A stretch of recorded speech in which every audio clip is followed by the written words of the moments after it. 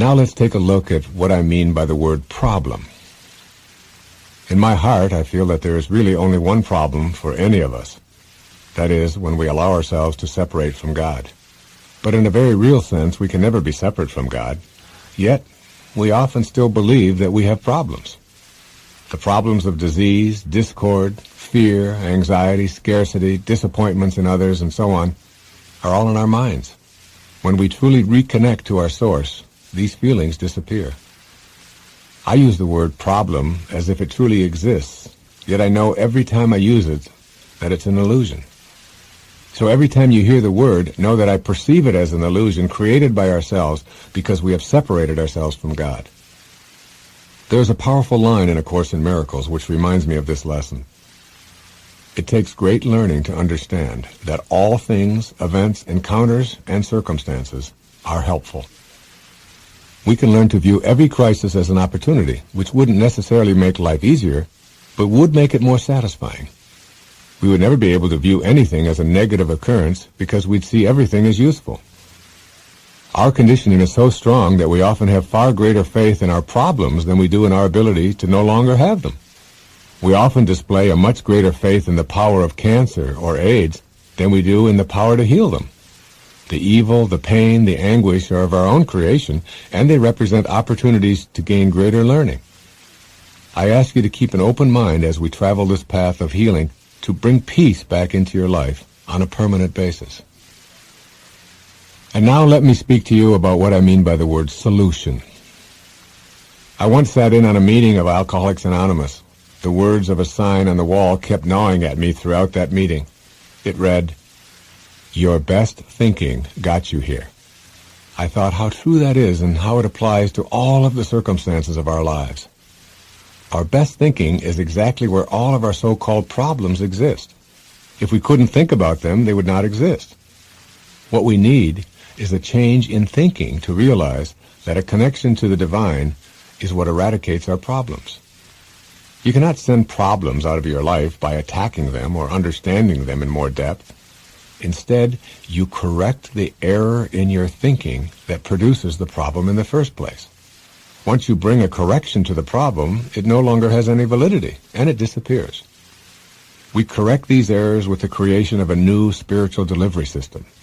This is the basic introduction to the idea of having a spiritual solution available for every single problem. Here are some specific suggestions for removing doubt from your inner inventory. Keep in mind that doubt not only inhibits your sacred quest, but can also be a destructive force in your daily existence. Make a decision that you are going to meet the invisible God within, the loving presence, so that you will know her. This means being willing to spend time in the inner silence of your being.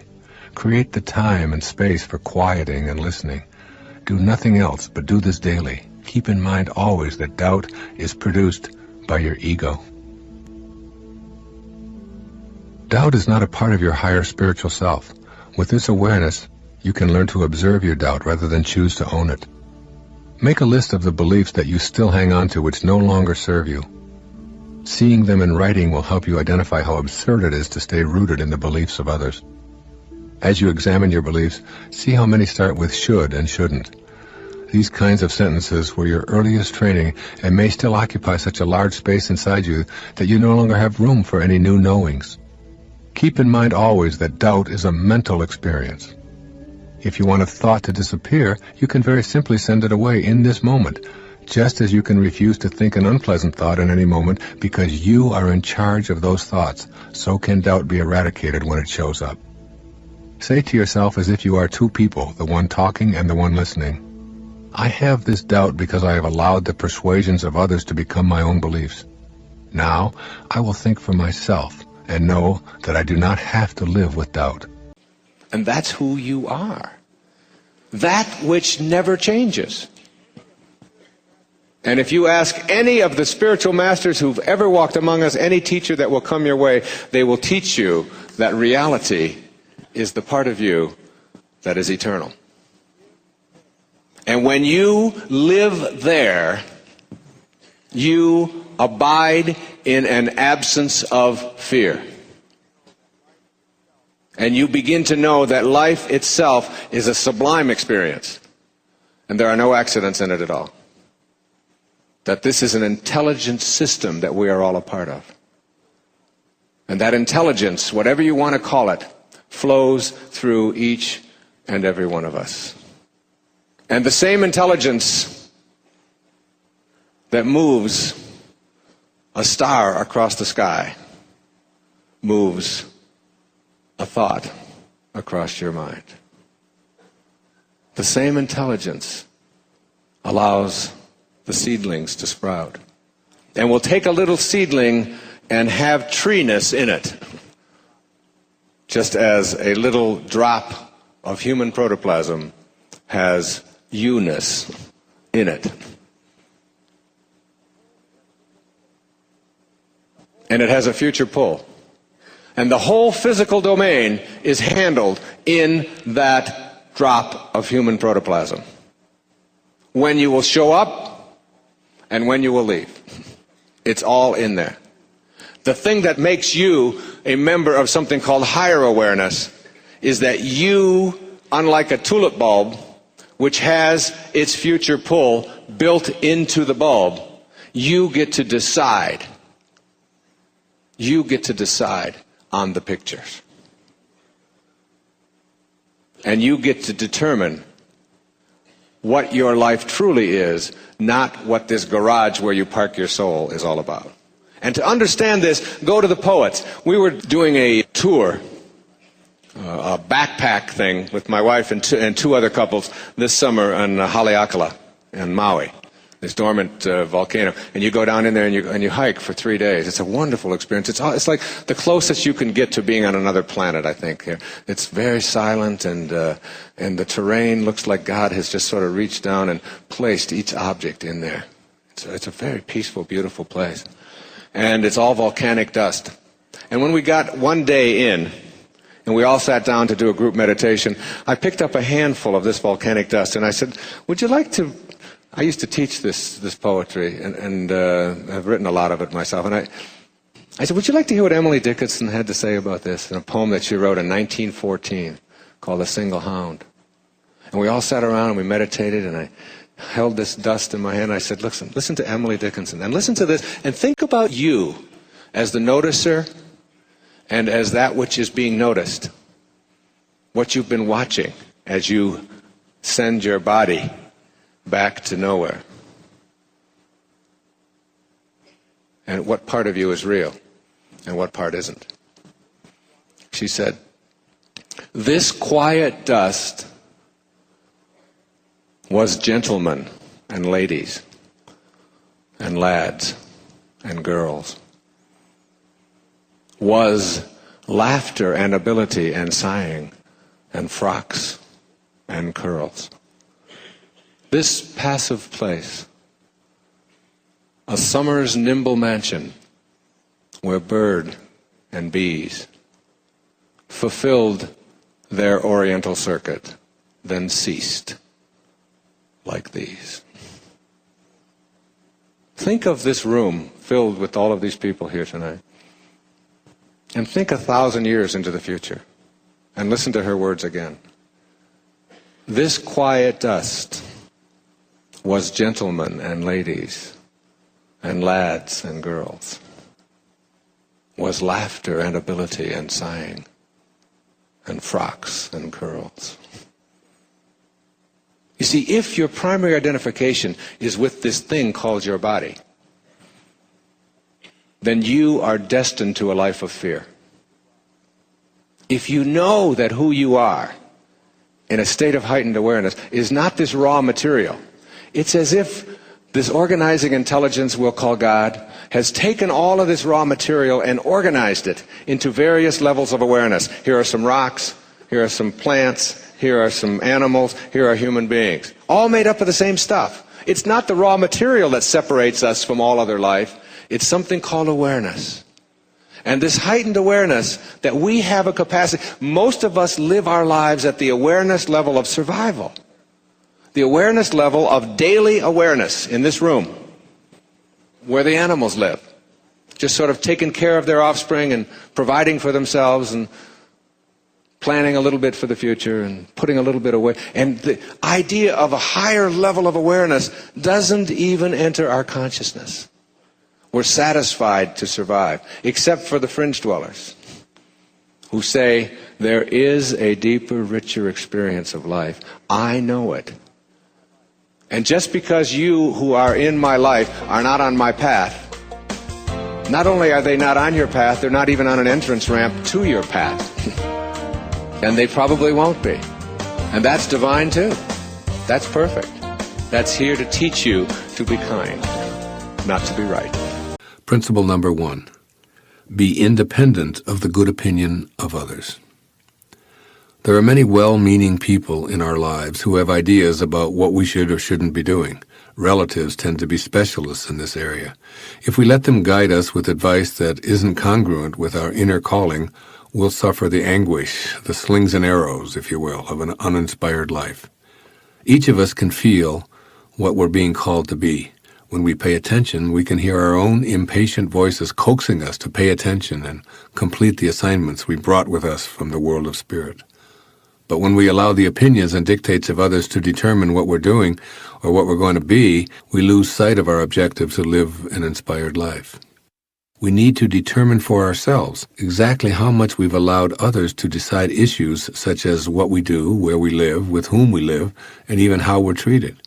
We must know that absolutely no one else truly knows and feels what we're here to accomplish. So we must give ourselves permission to hear our inner guidance and ignore the pressure from others.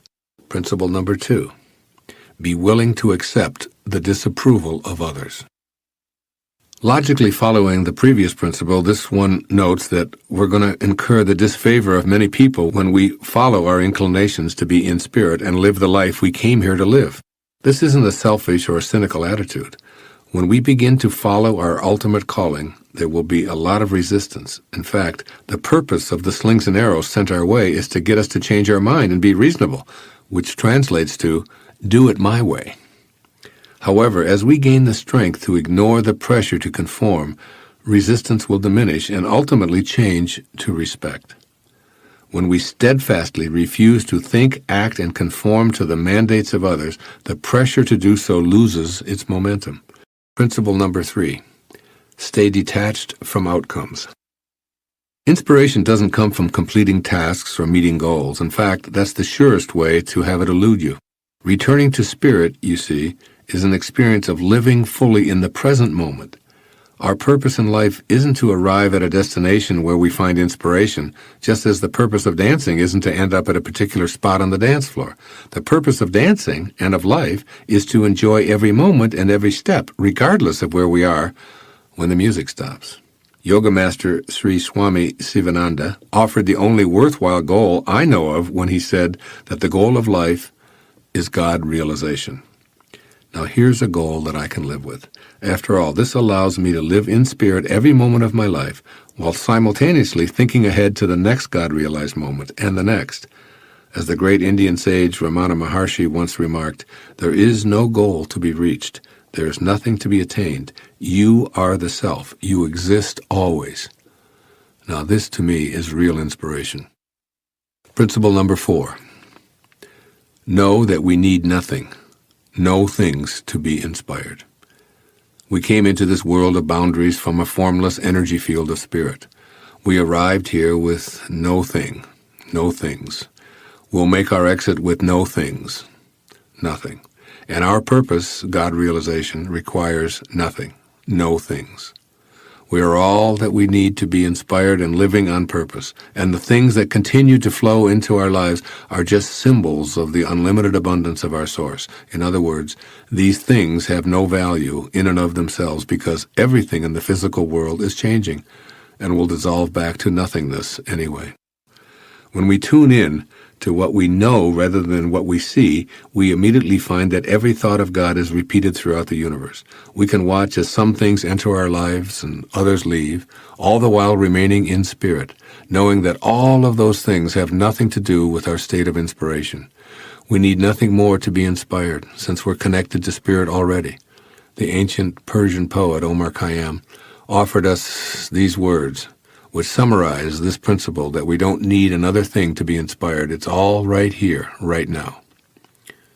He said, "Forget the day that has been cut off from thy existence. Disturb not thyself about tomorrow, which has not yet come. Rest not upon that which is no more. Live happily one instant, and throw not thy life to the winds." Principle number 5. Don't die wondering. This principle is extremely important in working toward an inspired life because it motivates us to act. After all, we don't want to be full of regrets because we failed to heed our ultimate calling. Attempting to do something, even if it doesn't succeed, is inspiring because we don't tend to regret what we do, we regret what we didn't do. Even following a futile attempt, we're inspired because we know that we gave it a shot. It's wondering whether we should or shouldn't try something that leaves us feeling stressed and incomplete. Principle number 6. Remember that our desires won't arrive by our schedule. There's an ancient aphorism that goes, if you really want to make God laugh, tell God your plans. In essence, this means that all we desire will arrive in our life when and only when we're aligned vibrationally with the energy of our source. Our ego won't be consulted or get to determine the schedule. Creation reveals its secrets when it's good and ready. Our job is to take the focus off of the when and put it on being connected to our originating spirit. Our job is to stop challenging and demanding responses from God and instead be more like God. Our job is to understand and accept that all of the things that show up in our life, which we often find contradictory or troublesome, are there because we've attracted them. And we need to have these obstacles in order to clear an opening for our true spirit purpose to emerge. We can let go, surrender, and remind ourselves that all is in divine order. We're much more successful when we allow inspiration to flow in on God's terms than when we're impatient and demanding. As always, our job in God realization is to become more like God. That means surrendering to the timetable that's always perfect, even when it seems to be full of errors. Keep these 6 principles handy and access them anytime you find yourself lacking inspiration. Remember, too, that we're called to this world of inspiration, which beckons us to let go and let God. Making the change from dominance to tolerance requires disciplining ego and listening to your sacred self. I'm speaking from personal experience in this matter, and it is one of the toughest assignments my higher self has presented me with. I have spent many years being dominated by my ego, and I have unwittingly made dominance and judgment rather than tolerance a cornerstone of my relating. My suggestions are all from my personal experience of transcending my ego-driven instincts. Making the transition from dominance to tolerance is especially difficult because the desire for ego satisfaction is so strong. To move toward the tolerance that your higher self encourages and away from your ego-driven need to control and judge, you will want to examine the qualities that sustain a tolerant approach to life. To become more tolerant and less controlled by your false self, start practicing being satisfied with what is. If someone you love acts meekly towards you, your ego wants that person to be more assertive. If that person is assertive, your ego then decides to dislike assertiveness. If you eat too much, you start thinking about how nice it would be to be thinner. If you go on a diet, and all of your thoughts then will be about food. If you stay at home for a long period, your ego starts telling you how nice it is to travel. Go on the road, and you start thinking about how nice it would be to stay home. You're in a relationship and begin to imagine it would be nicer to be uninvolved. You're not in a relationship, and you start wanting to be in one. Your children are running around the house, and you start thinking about escaping. You aren't at home, and your ego starts having you think about nothing but your children. If you identify with this kind of inner dialogue, rest assured that ego has temporarily separated you from your sacred self. In its ongoing program to convince you of your separateness, it needs to separate you from oneness with the center of your being. Then it can keep you in that state of trying to dominate and control others as a way of trying to achieve your inner balance and bliss. Trouble is, you cannot get there if you are separated from the awareness of your higher self. As you begin listening to your higher self in quiet and contemplative moments, you begin relaxing and taking the pressure off. You stop the false thinking that everyone in your life needs to be dominated or controlled by you, or that others must live up to your expectations for you to be happy. People are the way they are, and your need to dominate or change them in any way is the edict of your false self. Your ego is, as usual, trying to convince you of your separateness. It also doesn't want you to catch on to how it is controlling your life, so it convinces you that if you don't dominate others, they will get the best of you. Your higher self has absolutely no need to dominate anyone or anything. This is the ticket to freedom. Right now, though, in this very moment, your ego is working to convince you that the higher self and tolerance are ridiculous ideas. Ego will argue that tolerance means permitting criminal behavior and health and social problems. Its favorite example is that it would mean permitting the Hitlers of the world to commit atrocities while we tolerantly look on. Your higher self can see beyond this logic, so of course you can too, if you are willing. When Mother Teresa was asked if she would march against the war in Vietnam, she replied, "No, but if you have a march for peace, I'll be there." When you become peaceful within, that is what you will have to give away. When you are dominated by your ego, you dominate others. If there is no inner harmony, there is no outer harmony. Ego needs the illusion of enemies in order to control you. When you are controlling others, it is because you have permitted ego to be in control. The paradox here is that you will affect the world in the ways that you wish when you cease trying to improve conditions with intolerance and judgment. It is only when you are not controlled by ego that you can choose to not control others. What you believed was power when you dominated others was actually the external activity of ego controlling you. Your impact on the world at large begins with the smaller world of yourself. You will foster freedom and peace when you are free of ego's control and know the peace of your higher self traveling the path of the sacred quest. One of the first steps along your path is learning tolerance by practicing seeing the world as it is, rather than as you demand it to be. These, then, are some of the ways that the ego attempts to rule our lives. Our goal in knowing our sacred self is to have the higher identities triumph over our lower identities. Essentially, your higher self wants you to be at peace. It wants you to know truth. It no longer needs you to dominate others. It is a very peaceful, loving place to be.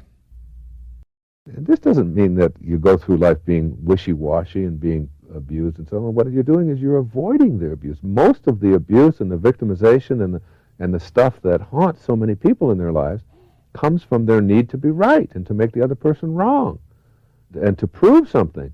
If you go in with a healthy self-esteem and a healthy view of who you are, and you know that God is with you and that divineness is something that you're bringing, and you've got help, you've got guidance there with you right there at every second, and you're going in with the purpose of making this a beautiful encounter rather than a contest of wills, and I'm going to be right and they're going to be wrong. There is no right and wrong in this. You find that that you just don't run into that. When Christ or when Buddha would go into a village, that they would raise the consciousness of the village just by their very presence. Your very presence as a divine soul around a situation that could erupt into something very violent, just your presence. Here's what Saint Germain says about in the I Am discourses.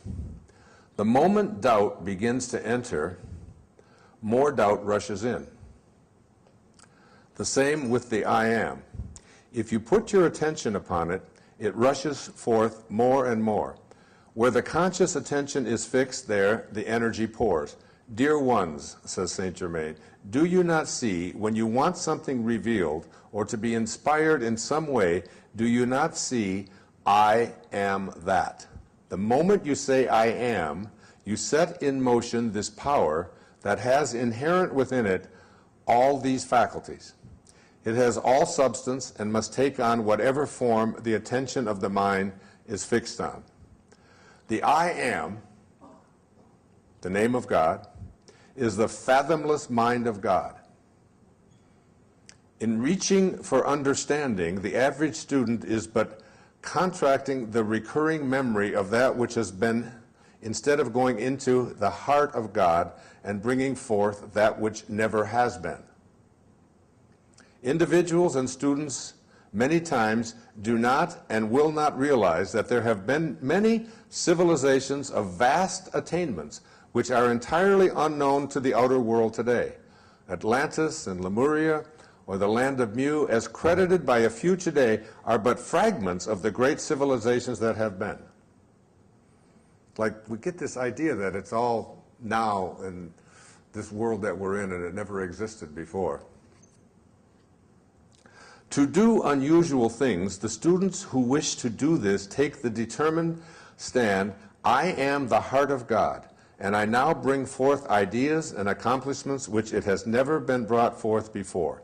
Consider only, I am that which I wish to bring forth. The I am presence is the heart of God. You are immediately in the great silence the moment you say I am. If you recognize that you are the I am, that whatever you declare is manifest in that moment. So,